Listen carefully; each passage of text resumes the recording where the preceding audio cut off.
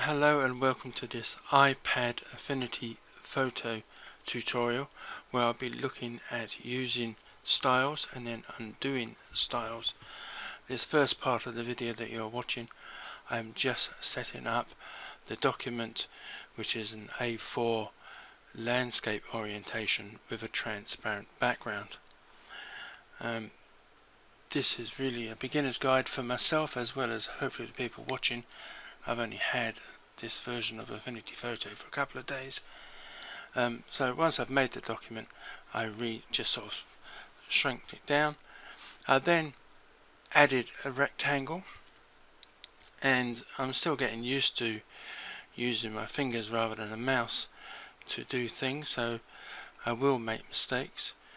So I just need to resize this rectangle to fit the document size.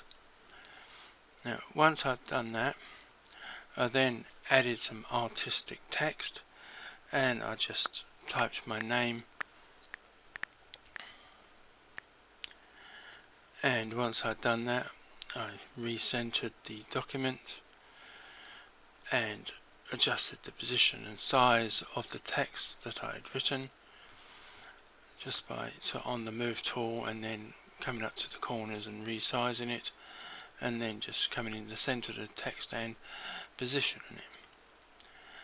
So once I was happy with the text, I then came up to the layers menu and I turned off the visibility for the text and highlighted the rectangle because I want to add styles. So I click on the FX icon and then click on the styles option, and then you can just select the various styles and you can try one after the other to see which one that you like. So I selected that one, and then I came back to the layers menu, selected the text layer, made the text visible again. I came back to the FX menu, and then I added the style to the various the letters in the text, and just selected different ones to see which version I liked. So I like this one, but this is affecting the whole text. I wanted to sort of affect individual letters, so I made sure that the text layer was selected, and from the command menu I selected convert to curves, which will put all the text in a group but individually letters. So I then selected each layer individually and then selected an FX to just affect that layer. So as you can see, I've done the A, I'm now doing the R, and then we'll come on to the L.